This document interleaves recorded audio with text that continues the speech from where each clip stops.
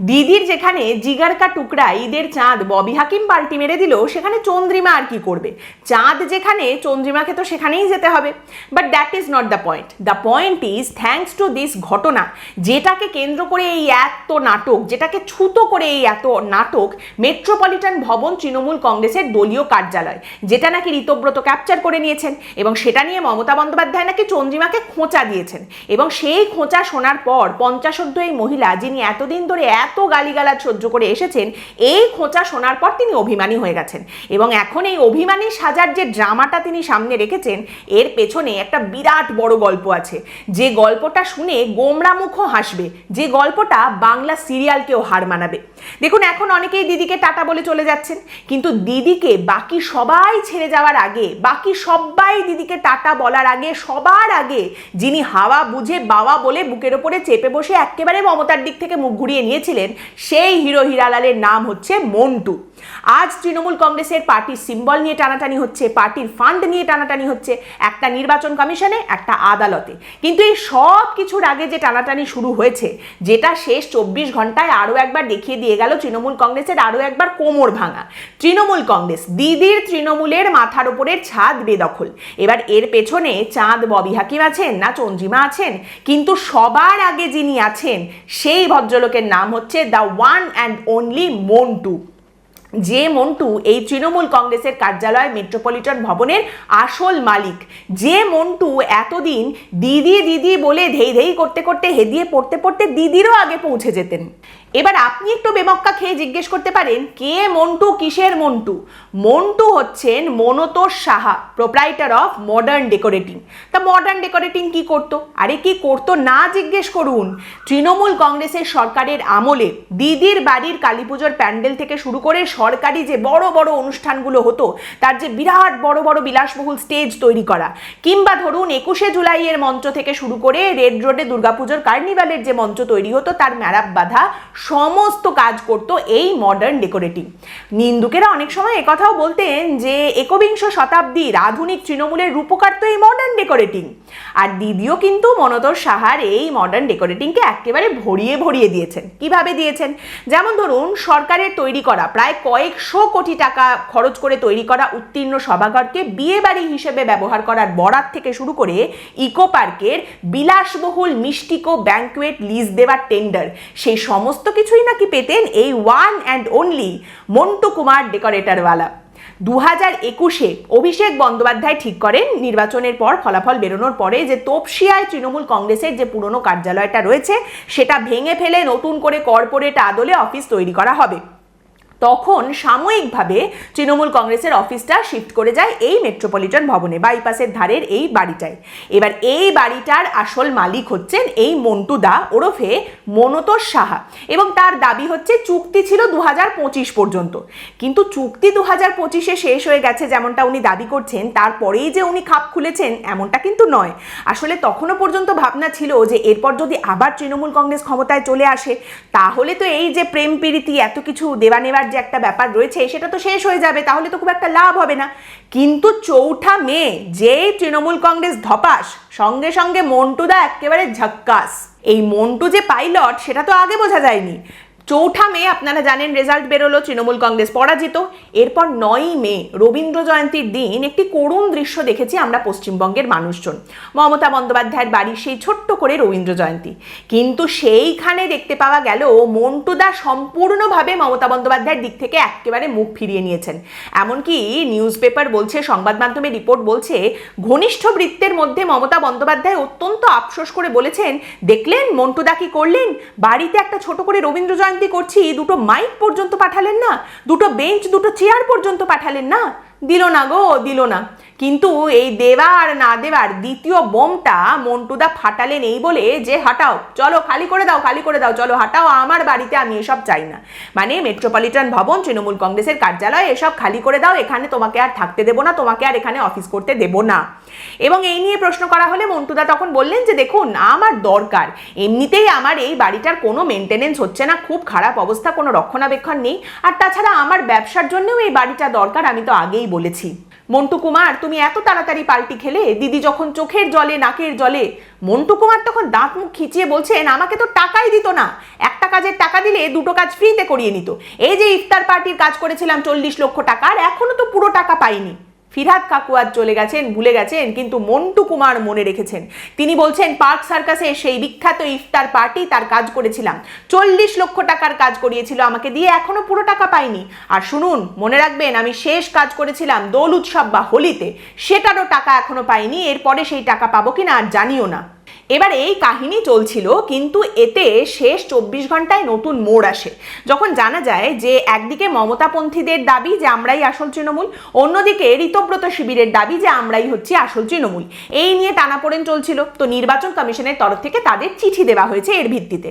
এরপর জানা যায় ঋতব্রতপন্থী বিধায়কেরা দিল্লিতে গিয়ে নির্বাচন কমিশনের ফুল বেঞ্চের সঙ্গে মিটিং করে এসেছেন, এবং তারপরেই কলকাতায় এসে তারা কলকাতায় এই মেট্রোপলিটন ভবন, তৃণমূল কংগ্রেসের যে কার্যালয়, সেটা দখল করতে চলে যান এবং দখল করেও নেন। তারা ভেতরে ঢুকে পড়েন সদল বলে ঋতব্রতপন্থী বিধায়কেরা। ঋতব্রতর সঙ্গে কারা কারা ছিলেন জানা যাচ্ছে, সন্দীপন সাহা ছিলেন, জাভেদ খান ছিলেন, আখরুজ্জামান ছিলেন, ফিরহাদ হাকিম ছিলেন। কে ঢুকে পড়েছেন এই বাড়িটার ভেতরে এবং ঢুকে গিয়ে বসে পড়েছেন? ফিরহাদ হাকিম। আচ্ছা, এই বাড়িটা কার? বাড়ির মালিক হচ্ছেন মনোতোষ সাহা ওরফে মন্টু কুমার। মন্টু কুমারকে 40 লাখ টাকা ইফতার পার্টি করিয়ে টাকা কে দেননি? ফিরহাদ হাকিম দেননি। কলকাতা পুরসভার অনুষ্ঠান ছিল, টাকা দেননি ফিরহাদ হাকিম, তখন মেয়র ছিলেন, কিন্তু ফিরহাদ হাকিম ঢুকে পড়ে বসে পড়েছেন এই মেট্রোপলিটন ভবনের ভেতরে, যার আসল মালিক মন্টু কুমার। এবার ব্যাপারটা হচ্ছে, মন্টু কুমারের বক্তব্য ছিল যে তিনি তার বাড়িতে কোনো কার্যালয় হতে দেবেন না, ব্যবসার জন্য তার বাড়িটা দরকার, এসব এখন ফাঁকা করে দিতে হবে।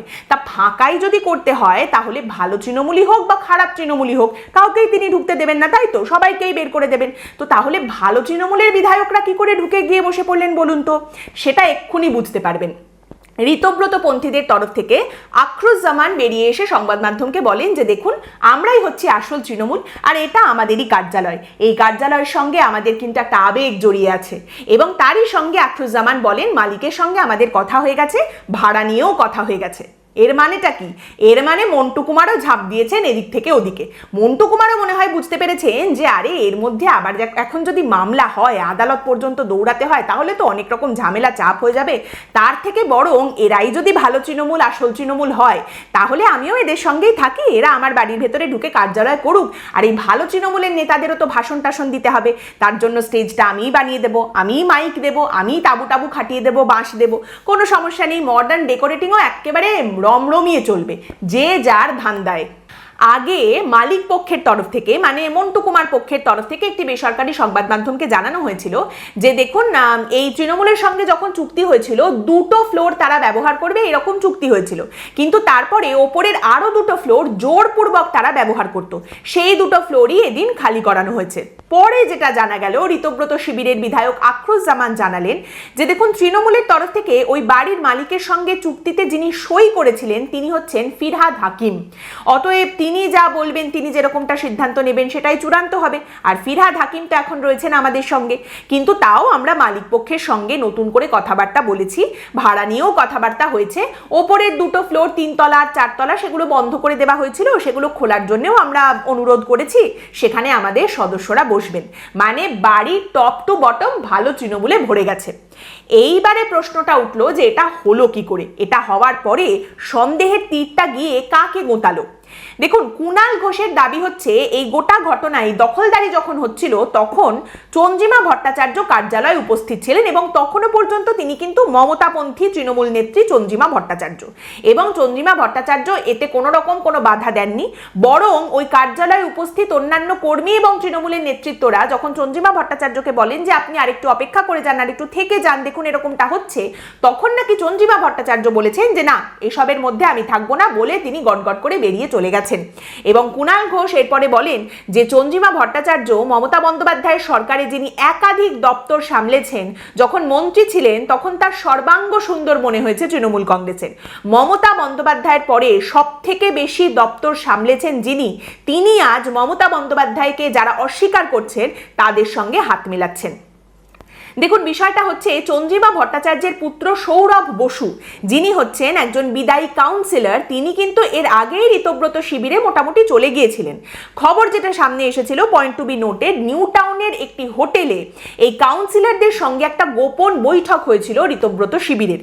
বাসে করে নাকি সেখানে গোপনে কাউন্সিলরদের নিয়ে যাওয়া হয়েছিল এবং সেখানে ফিরহাদ হাকিম উপস্থিত ছিলেন, জাভেদ খান ছিলেন, তারা সমস্ত এই কাউন্সিলরদের সঙ্গে বৈঠক করেছেন এবং সেই বৈঠকে উপস্থিত ছিলেন চন্দ্রিমা ভট্টাচার্যের পুত্র সৌরভ বসু। এতদিন সন্দেহ ছিল, এইবারে আঙুল উঠল। এইখানেই প্রশ্ন ওঠে যে তাহলে এই যে হাত বদলটা হলো, ফিরহাদ, ঋতব্রত এদেরকে বুদ্ধি দিল কে, মন্টুকে মানালো কে? তাহলে কি তুমি এদের হাতে কার্যালয়টা তুলে দিয়েছো? মানে এর পেছনে তাহলে অন্য কেউ মাঝখান থেকে ঢুকে গিয়ে কোনো দালালি টালালি করেছে নাকি? এই প্রশ্নই উঠে আসছে। দেখুন চন্দ্রিমা ভট্টাচার্য আজ তৃণমূল ছেড়ে চলে গেছেন, মমতাপন্থী তৃণমূল ছেড়ে চলে গেছেন। ভাঙা হাটে অনেস্টলি একজন আবার কে চলে গেলেন তাতে কি বা এসে যায়? কিংবা একটা বিল্ডিং চলে গেছে, দলীয় কার্যালয়, এত বড় একটা ভবন, সেটা চলে গেছে তৃণমূলের হাত থেকে, নতুন করে যেটা তৈরি হচ্ছে সেখানে গিয়ে এরা ঢুকে যাবেন, বা সেটা নিয়েও টানাটানি যদি হয়, তাহলে মমতা বন্দ্যোপাধ্যায়ের কুঁড়ে ঘর তো রয়েইছে, আমরা সকলেই তার ছবি দেখেছি, সেখানে কার্যালয় হয়ে যাবে। আমি ভগবানের কাছে প্রার্থনা করি ওই রকম কুঁড়ে ঘর যেন আমাদের সবার হয়, ভাই রে ভাই। কিন্তু এর থেকে আরো অনেক দামি জিনিস ঝুলে রয়েছে। একটা পার্টি, একটা রাজনৈতিক দল, তাদের পরিচিতি, তাদের সিম্বল, একটা রাজনৈতিক দলের খুঁটির জোর, তাদের পার্টি ফান্ড, সেইটা এখনো পর্যন্ত ঝুলে রয়েছে। সেখানে কে একজন আরো চলে গেলেন বা একটা বিল্ডিং কি চলে গেল তাতে কি যায় আসে? কিন্তু আজ এই যে গোটা ঘটনাটা সামনে উঠে এলো, এর পেছনে একটা চিরবিরিয়ে যাওয়া আছে, এর পেছনে একটা ব্যক্তিগত ইগোকে ধাক্কা দেওয়া আছে। মমতা বন্দ্যোপাধ্যায় আজ লাইভে এসেছিলেন এবং সেখানে এসেও বেশ খানিকক্ষণ তিনি অনেক আগরুম বাগরুম কথা বলেছেন, কিন্তু তিনি নিজেও খুব ভালো করে জানেন যে এই যে তিনটে মানুষ, ববি, চন্দ্রিমা, মন্টু, তারা মমতা বন্দ্যোপাধ্যায়ের সঙ্গে যে খেলাটা খেললো, এর পেছনে সব থেকে বেশি দোষ তার নিজের রয়েছে। যে ভদ্রমহিলা সারা জীবন অন্যকে দোষ দিয়ে এসেছেন, যিনি অন্যকে দোষ দিতে সব থেকে বেশি ভালোবাসেন, আজ নিজের দোষে তিনি এই জায়গায় এসে দাঁড়িয়েছেন। তাহলে বেইমানেরও বেইমানি গায়ে লাগে। ভালো ভালো।